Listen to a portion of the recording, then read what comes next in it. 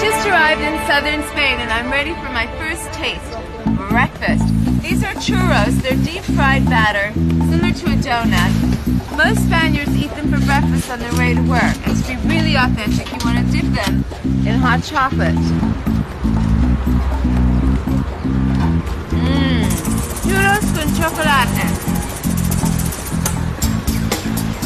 Welcome to Spain, located in the southwest of Europe.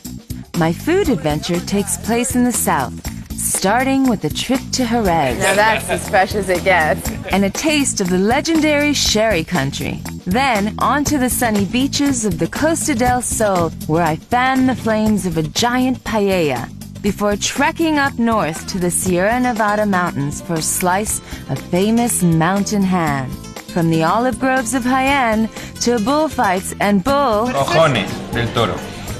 Southern Spain is a non-stop fiesta.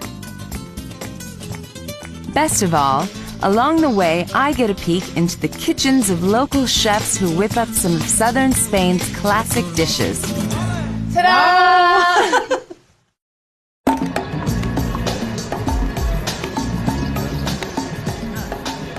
Seville is the capital of Andalusia, and Andalusia is the heart of the south. It's known for Moorish architecture, flamenco, bullfights, and great food. I first discovered Spanish food as a student living in Madrid, and have drawn much inspiration from local dishes for recipes in my own cookbook. On this trip, I want to delve even deeper to learn about the roots of the South's unique gastronomic traditions. One such tradition is tapas. My friend Paco has agreed to give me a lift and take me on a tapas tour.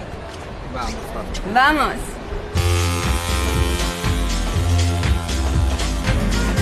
Tapas is the custom of ordering tiny portions of savory food with your drinks at a bar. A tapa can be as simple as a plate of olives, or more elaborate bits of stews, frittatas, seafood, and roasted meats.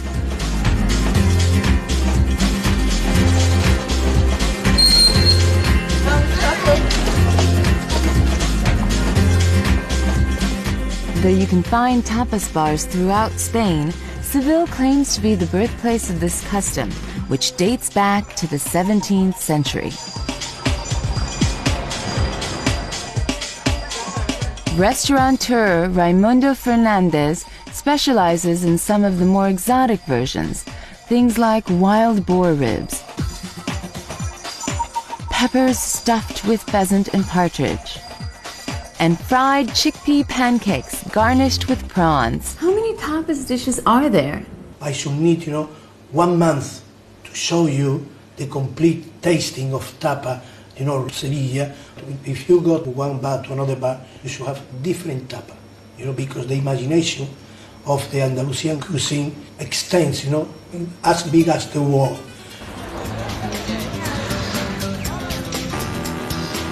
Most of all, tapas are a way of life. In a country where lunch doesn't start until 2 and dinner isn't served until 9 or 10 at night, tapas is a nourishing social event that can start any time of the afternoon and go on non-stop. You can appease your hunger with a light snack or make a meal of it.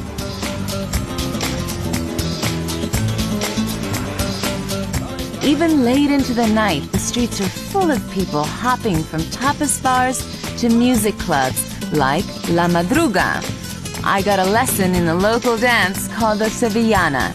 Like tapas, it's an old tradition that is still practiced with a lot of passion today.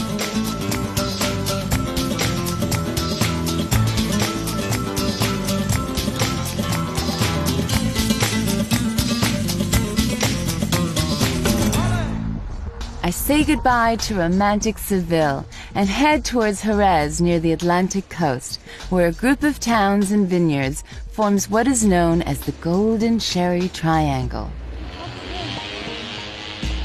In Jerez, life is slower and old-fashioned, and the local market is still the centerpiece of social activity. The region's top chef, Jose Romero, agreed to give me a tour. So you come to this market every morning? Yeah, every morning. Jose's restaurant, La Mesa Redonda, is known for featuring local ingredients on the menu, so the daily market is a must. The cuisine here is based on ancient foundations. Over 2,000 years ago, conquering Romans brought in olive oil, garlic, and wine. Then, with 700 years of Muslim rule, there are ingredients like pomegranates, eggplant, and citrus fruits. Finally, in the relatively recent 16th century, Spanish conquistadors brought discoveries from the New World, things like peppers and tomatoes. Jerez is near the Atlantic, so Romero loves cooking with an abundance of fresh seafood, carefully chosen from his most trusted suppliers, whom he has known since childhood. Bocarón, muy bueno.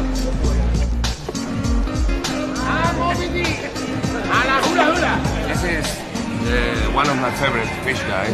That's where I come to buy mostly, nearly all the fish I buy it here. Okay. I buy it here, and that in the back, they are brothers. Ah, okay. So it's all the same family. Yeah, but there's no problem because they sell completely different fish. So each one sort of has its territory. That's right. I think they are the best ones in the whole Really? market. Okay, let's see what we are gonna Yes. cook today. That's fresh. What is this fish? Yes, this is red banded supreme because as you can see the bands. The it stripes. has- It's called in Spain. It's called urta. Urta. Urta. So what should we get today? I think we should have some shrimps, so we can do some gambas al ajillo, Okay. typical from here. Great. We are going to have, vamos a llevarnos 2 urtas, 1 kilo de gambas de aquellas. They're really lovely. They're called white shrimp.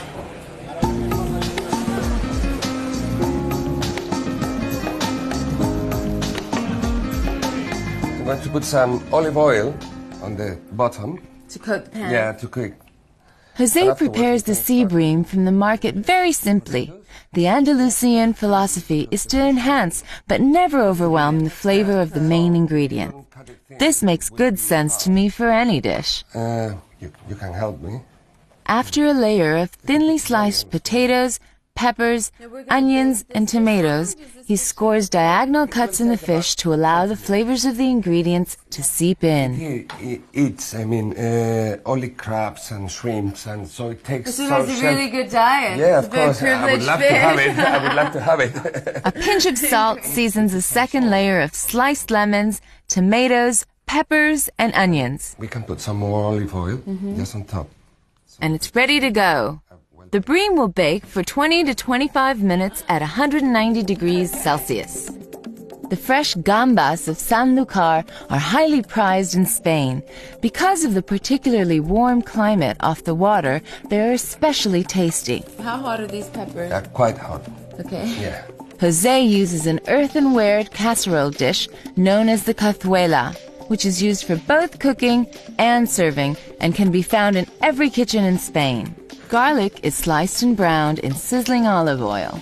And we have to put now the red chili. So before it gets too dark. Too dark. Should we do that? Like And you put, this, it slowly? takes that color. That's right, because instead it will... Now you turn the fire off and you wait 1 minute or 2, not more. Now they're cooked, you see they're white. They're beautiful. It smells great. The whole kitchen is... Look, it's nearly finished. One final touch though, right? Yeah. Fino. Fino from Jerez. A splash of smoky sherry is always added at the end. In this case, a very dry, fino sherry direct from local vineyards. Enough. It smells wonderful. Okay, we put it for 2 minutes. And After 2 further minutes in the oven, delicious! The light flaky bream and roasted vegetables are infused with a hint of sherry. And as for the gambas... That looks delicious. I can taste the roasted garlic and the peppers just enough. It's not too hot. Thank you. Great. Thank you. And to Jerez. Cheers. Thank you. Next up, a holy pastry and a tipple of something a little stronger. Since I'm visiting the birthplace of sherry, I want to quench my curiosity, not to mention my thirst, about the many varieties of this fortified wine, first developed here in the 14th century. I'm here to meet Javier Hidalgo to talk to him about sherry. His family has been in the business of making it for about 300 years. Tell me about this famous manzanilla. It's a fortified wine, which we drink not only as an aperitif, but also with food, especially with seafood and many other things. It only can be produced in this little town in Sanlúcar by the seaside cellars, by the seaside bodega, and nowhere else in the world. There's an art to tasting fine sherry. It is scooped out of an oak barrel where it's been fermenting for decades. It must be shaken in the glass to aerate it before drinking. Okay, so I'm going to let you show me how to shake it. You shake like this, and then smell it.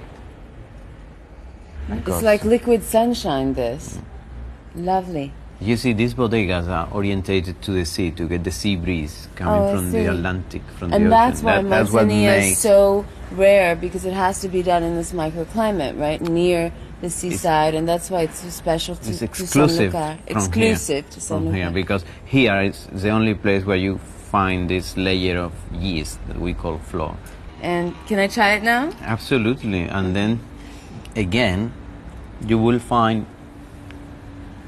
the seawater taste. Yes, in it. It's infused with the brine of the ocean. And it brings you a bit of saltiness or bitterness in it, like exactly like the salt water. Okay. This is it. This is manzanilla. It smells wonderful. The cliché of sherry is that it is a sweet aperitif, but that's because these are the varieties that are most exported. The drier, lighter brands like manzanilla are a well-kept Spanish secret.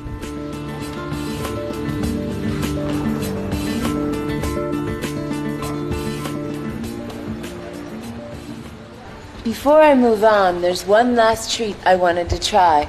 Pastry's so good, they're a religious experience. A visit to your local convent for dessert is not uncommon here. In a tradition that dates back for centuries, nuns are often in the pastry business, producing cakes, sugary biscuits, and tarts from ancient recipes. Buenas tardes, madre. ¿Puedo comprar un cuarto kilo de pasta Service con mantequilla, por favor? is discreet. Your sales lady is often cloistered behind a mysterious revolving window.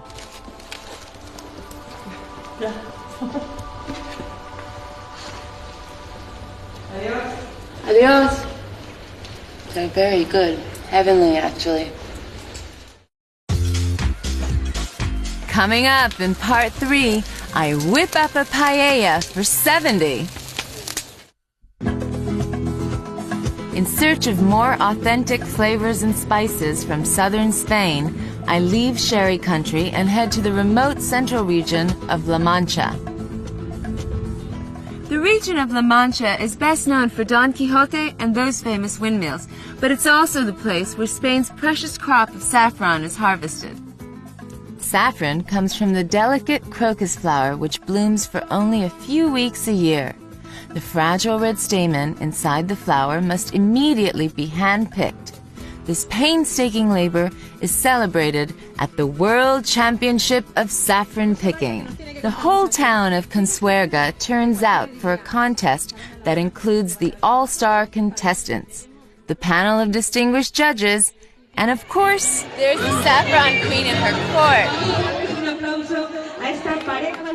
Uno, dos, tres. And they're off. It takes about 200 flowers to yield one single gram, which is why saffron is so expensive. Mancha de Albacete y por supuesto aquí en Consuegra. Spain produces about 70% of the world's saffron. After picking, the stamen is immediately roasted. This preserves the flavor for up to 2 years. And it looks like we have a winner. Porque van a participar en el concurso, en el festival. But the judges must verify the results with a hand count. Y por último, el primer premio para Rosa Gazpacho de oro y 25.000 pesetas. Porque van a participar en el concurso, en el festival de coros y danzas que habrá a continuación. I say adios to the happy winners and embark on my next mission, to the Mediterranean coastline known as the Costa del Sol, Spain's most popular tourist destination. Like many beach resorts, the Costa del Sol can sometimes seem like a gastronomic wasteland, but one chef has made his mark in Nerja at the Playa Burriana. Ayo is the owner, head chef, and namesake of this popular beach restaurant. He specializes in one thing, paella, and he does it with passion. Ciao, Ayo, ¿qué tal? Muy bien. Podemos... I volunteered to help out during the lunch rush to study his technique. Ayo starts by browning chicken in olive oil, lots of it.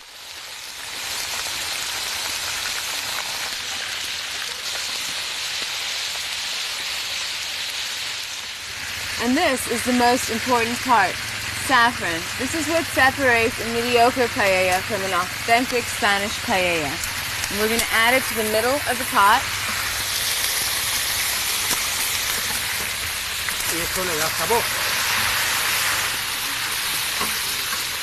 Now we're putting in tomatoes. They've been peeled.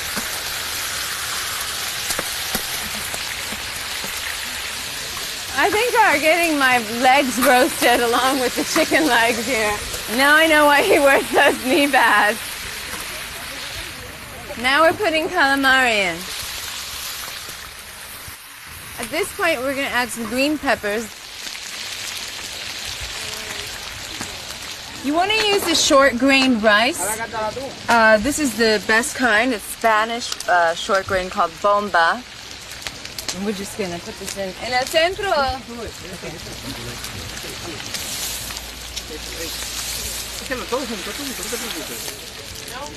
I want to know how he does this without a helper.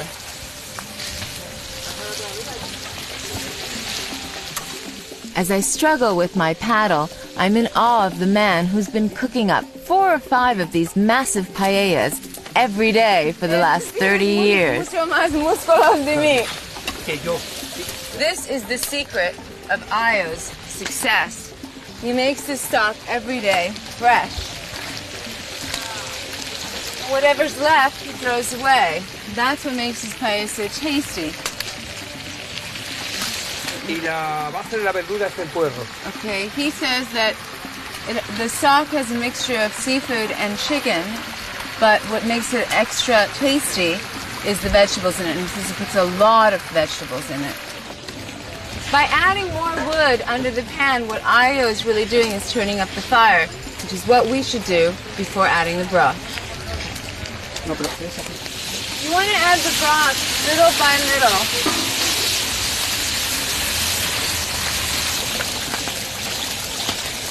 Otra vez así. Yeah. So every town in Spain has their own version of paella. The original version of paella comes from the south of Spain, from the region of Valencia, and it was made with snails, rabbit, and chicken.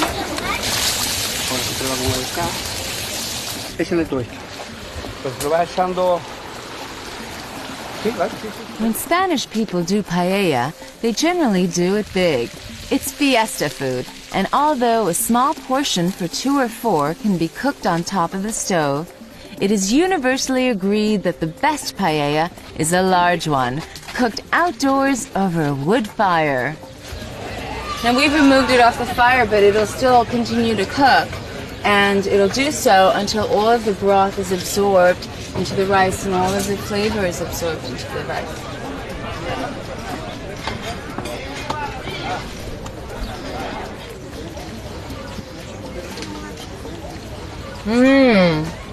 Buenísimo. Be happy with that? Yes, very happy. My stomach's very happy. It's honestly the best paella I've ever had in my life.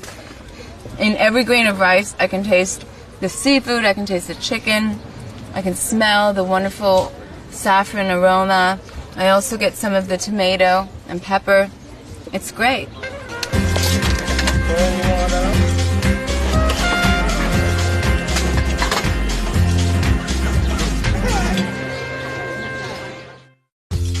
Next up, a change of scenery as I head to the mountains for some hearty country fare.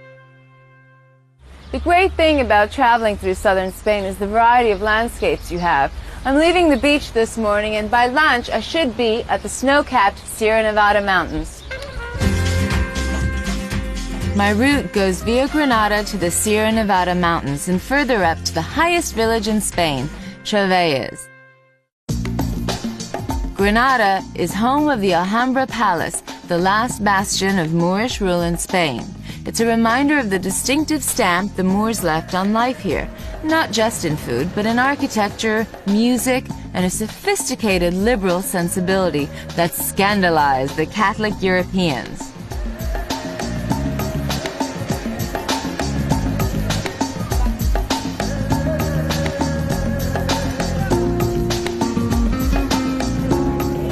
Para el microondas. Okay, ¿me puede hacer? Sí.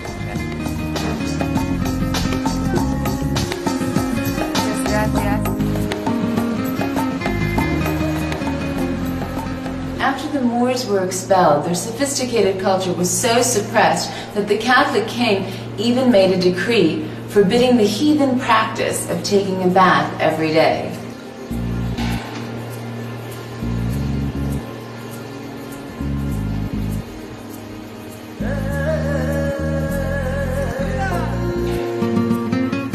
Thankfully, Moorish roots, like these newly renovated Arab baths where you can be served mint tea in ornate tiled splendor, are being rediscovered and thoroughly enjoyed.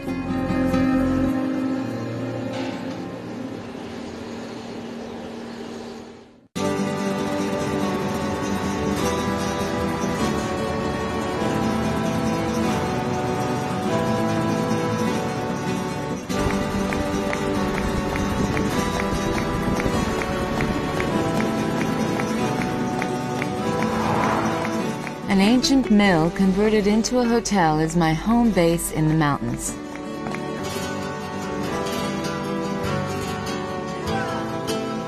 It's run by Paco Fernandez and Mercedes Martin, who feed their guests extremely well on rich mountain food, much of it coming from their own farm. One prominent dish that keeps cropping up again and again in different versions in Spanish cooking is the estofado. It's a kind of stew where everything, meat, vegetables, spices, any type of broth or liquid goes in one pot. And today we're going to make a version with Mercedes that's called estofado de cordero y verduras, which basically is a stew of lamb and vegetables. So let's get started. Mercedes is putting some olive oil in a heated cazuela pot, and she's browning the loin and pieces of lamb that she's sliced up. You want to just put one layer of meat so that all the meat cooks. Mercedes starts with carrots, red peppers, and celery. As you can see, Mercedes uses the green leafy tops of the celery stalk as well. More ingredients are added to the pot: turnips, tomatoes, and bay leaves. We're ready for the wine.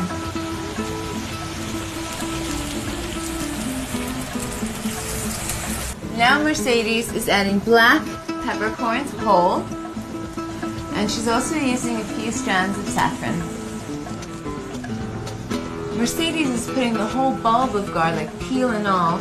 She says that it gives it a nice aroma and that she leaves it in this way so that it's easy to remove before serving the dish. Ahora que ponemos? El agua. El agua. Now all we need to do is add some water.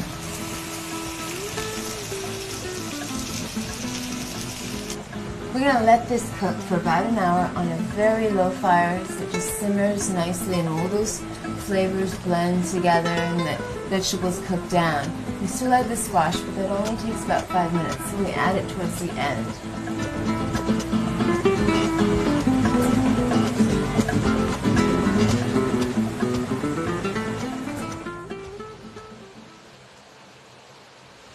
Paco told me about a town called Jerez, which is way up in the Sierra Nevadas.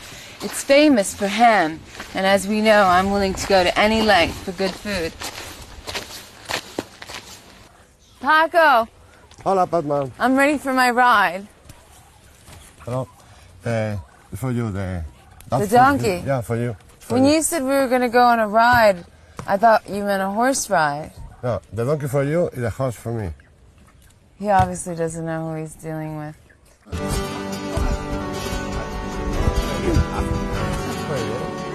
Paloma doesn't want to go. Paloma. Paloma, Paloma. Paloma's going the wrong way. Paloma. Paloma. Paloma. Paloma, Paloma. Traditional Serrano ham is a staple of the Spanish kitchen, both as an ingredient in cooking or simply eaten on its own. But all hams are not alike. Great hams, like bottles of fine wine, are strictly rated and labeled according to a rigorous set of standards, which includes the origin of the pork and the location of the curing process. The village of Jerez is one of the most famous curing locations in Spain. Ham fanatics, and there are plenty, happily make a pilgrimage up the steep, windy roads to seek out their yearly supply. The custom is to buy an entire ham at once, which has been preserved with only salt and then hung in the cold, dry mountain air for up to 18 months. Guess what I'm having for lunch? It melts in your mouth with a smooth, almost nutty taste. Carving ham is a real art form, and Juan Aloy is a professional carver. He's going to show us how. Juan? A good ham should be cut by hand because when you cut it with the machine, the heat of the machine actually alters the taste. Perfecto. Gracias. Está muy rico. Si lo hago así, man. Oui. Bien. Well, it's not as easy as it looks, and I'll tell you, one makes it look really easy. I give up.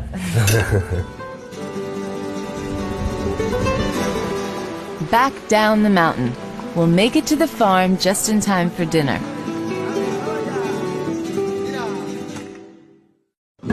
A tortilla, in Spain, is a fluffy egg frittata fried in olive oil.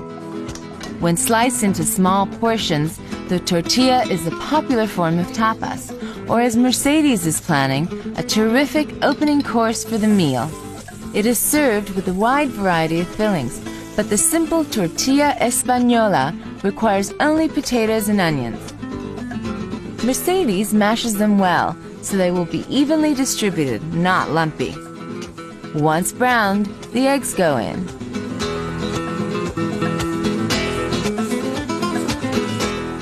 It's time to flip the tortilla, and this is a very tricky piece of business. So I'm going to let Mercedes show you how to do it. Vale, Mercedes. You just put the plate over here, and then you flip. Wow! She did that very effortlessly. Brava, Mercedes. Yes. Mercedes saying you shake it so that it doesn't stick to the edges. Ahí. Muy bien. ¡Ta-da! Muy romántica. ¿Quieres hambre? ¿No? ¿Quieres más romántica? Paloma, digo, la burra. Ah. Es una burra. Paloma romántica. Sí, lo sé. Gracias. Caballos. Son normales. Muy romántica. No, los niños no van a querer. Como tú quieres, Pancho, queréis. Los caballos es otro. Pero, come. So this is what a very typical Spanish meal is like with the family. We've got all these wonderful dishes. Here's that lovely tortilla cake. And here we have your typical pomegranate salad. You can see how the ruby nuggets just light up the whole plate. Here we have the habas beans with ham and a fried egg on top. And back here we have this beautiful orange salad with laces of sun-dried tomato and onion and black olives. ¿Tienes hambre, no?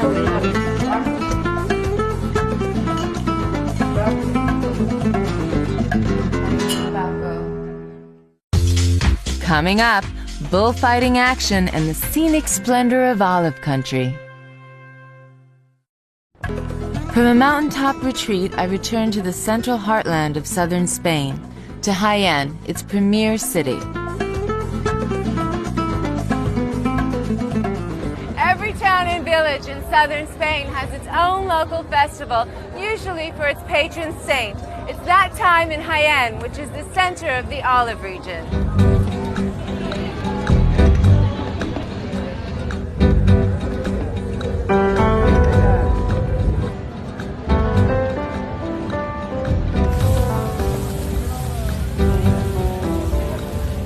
My advice to the traveler is to look for the posters announcing a local saint's day or festival near you. And don't eat a big breakfast.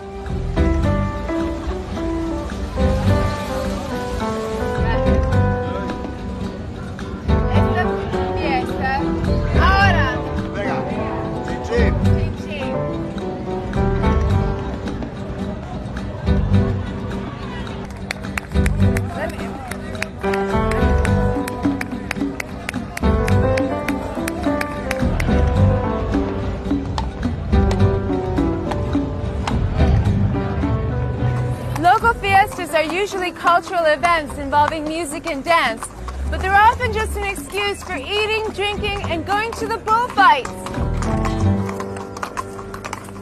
Padma? Hola, how are you? How are you? Fine. Nice to meet you. Oh, see. So are you going to take me to Yes, the are you ready for the bullfight? I think so. We'll see. This is frightening.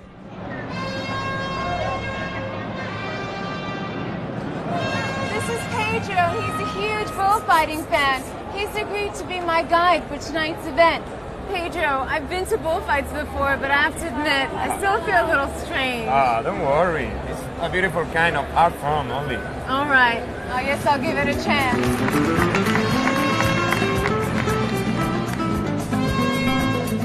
Your sympathies may be more with the bull than the matador, but the macabre pageantry and ritual of the bullfight is an undeniable part of Spanish culture.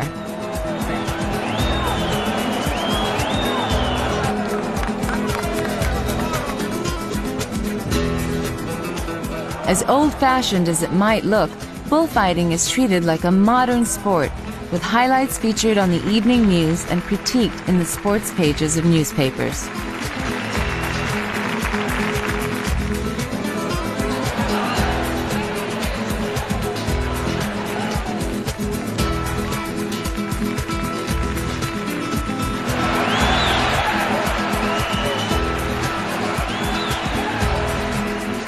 You can understand why they call it an art form when you witness the charismatic performance of matador Victor Sanchez Cerda. To initiate me into the total bullfighting experience, Pedro invites me to the essential post-bullfight dinner, where the performances of the matadors and the bulls are compared and analyzed. We feast on the popular dish rabo de toro. Auténtico rabo de toro. Rabo de toro. Oh, Rabo de toro. Great. Rabo de toro. That's bull's tail stew, which, by the way, can be prepared with oxtails if there aren't any bullfights in your neighborhood.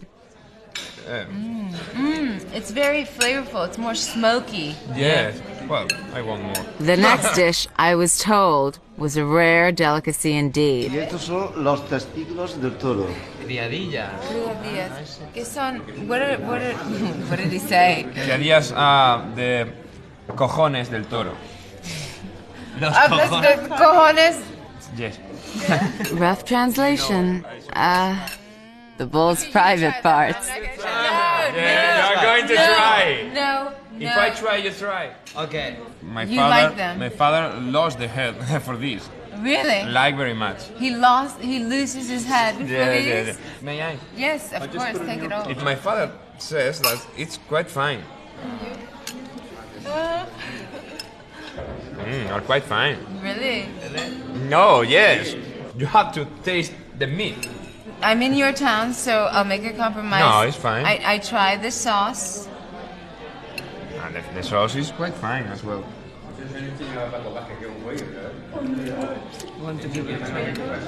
There is a bitter aftertaste, but You're stuffed. really I'm tasting a lot of garlic. Yeah. But I do taste some flavor of the cojones. I see. Jaén is surrounded by olive groves that stretch to the horizon, the largest olive growing region in the world. I make a pilgrimage to the little town of Baena and the legendary mill of the Núñez de Prado family. They produce some of the most highly prized olive oils on the market today.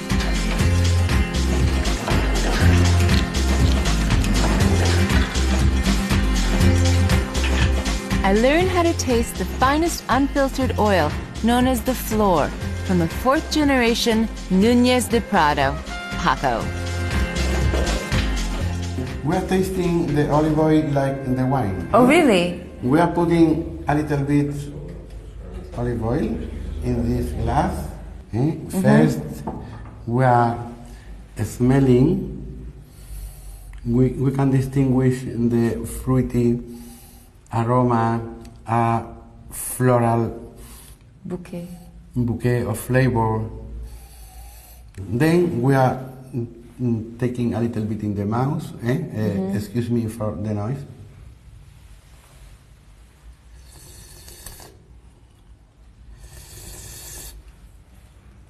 Then the olive oil exploded in your mouth, in your throat. You can distinguish the piquant, the sharp taste. Wow, it's very warm and it coats your mouth, and when it goes down, I understand why you go like this, because when the oil is still here, you get the aroma that goes down the throat, which is the aroma amazing. Explodes in your mouth. I understand, because I understand what you mean about the piquant. It's like little pricks in your throat. That's the hotness. And the aftertaste does have a bitterness, but it's a very smooth bitterness. Most olives go into oil making, but some are reserved for curing as table olives. The Núñez de Prado olives are grown organically on the family estates outside Baena. The olives are hand-picked. Sandra Viejo's advice is to milk the branches like milking a cow.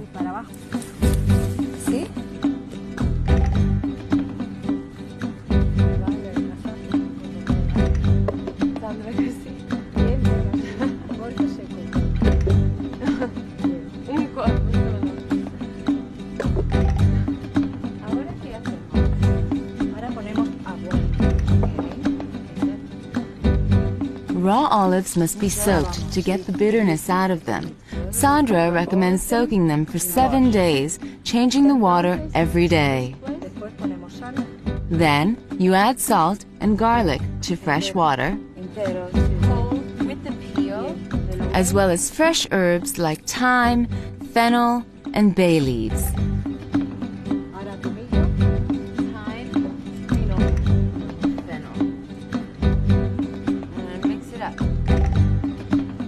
Put the olives into a ceramic or glass jar and leave it, with the water, for at least 2 weeks before tasting your first olive.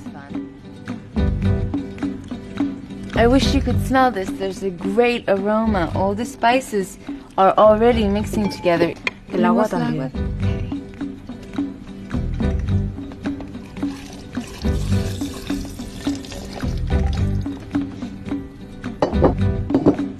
Okay, vale. ¿Puedo probar? Sí. Probar. Está bueno. Está muy rico.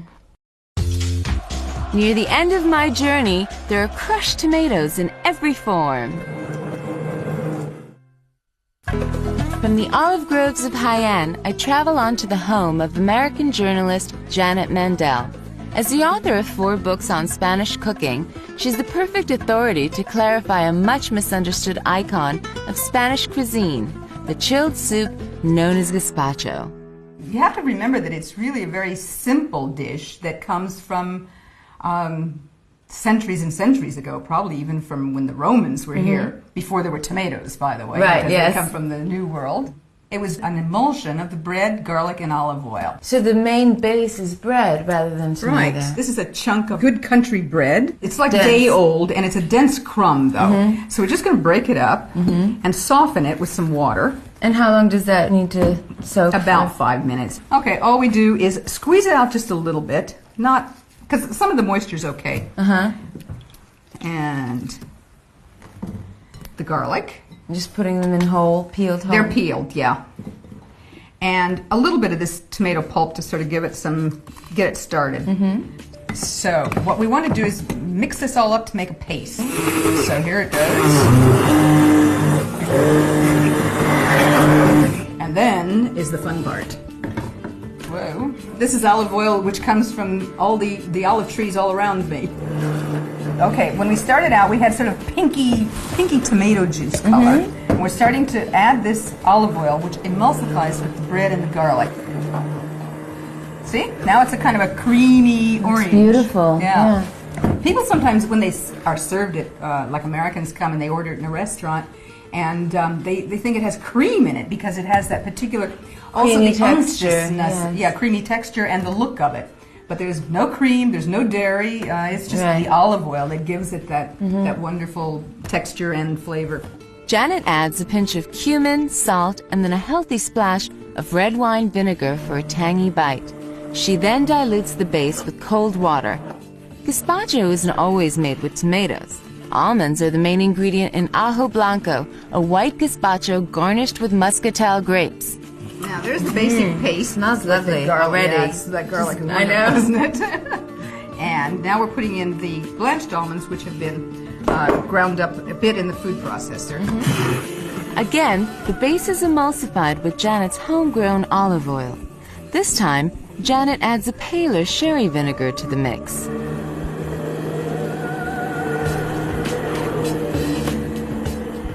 Every gazpacho has its own garnish.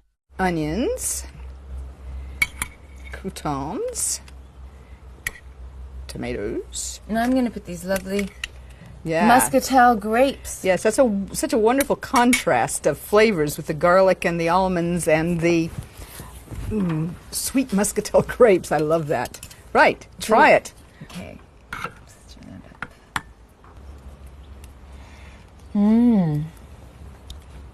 That's yummy. Good.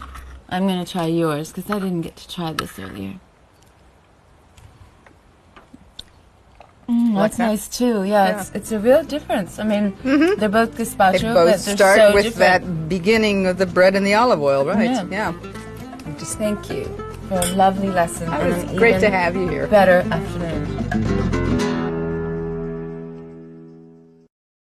The people of southern Spain are known for their laid-back air, but every so often they do explode with passion.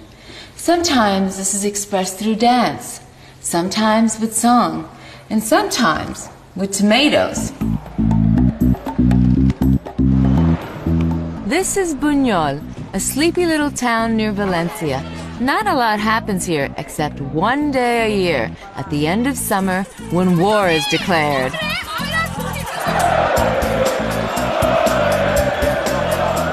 While a certain Spanish town named Pamplona is famous for stunts like running with the bulls, little Buñol has achieved worldwide status by another kind of thrill-seeking.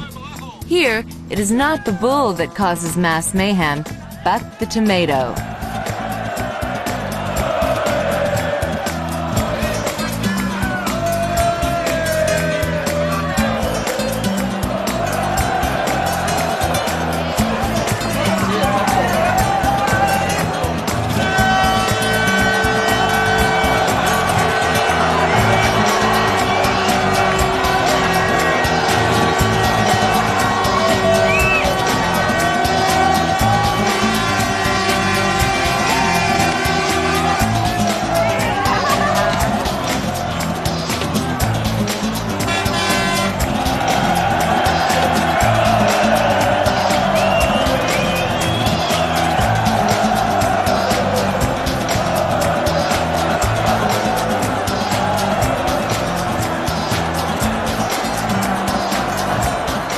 Hysteria breaks out when truck after truck drives through the town's main street, dumping tons of squishy ammunition. But the event lasts for only one short hour before the final horn blows.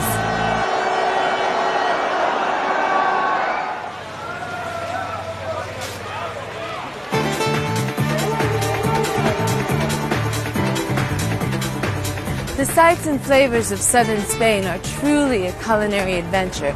And in spite of the hundreds of miles I've traveled on my journey, I still have to admit, I've got an appetite for more. My top 5 list of the unforgettable tastes of Spain. A cool glass of dry white manzanilla from Sanlúcar. Mountain-cured Serrano ham in Trevellas. Olives marinated in fresh herbs from the groves of Núñez de Prado. Garlicky shrimp fresh from the Jerez market. And finally, golden paella from Ayo's Beach Cafe on the Costa del Sol. Buenísimo.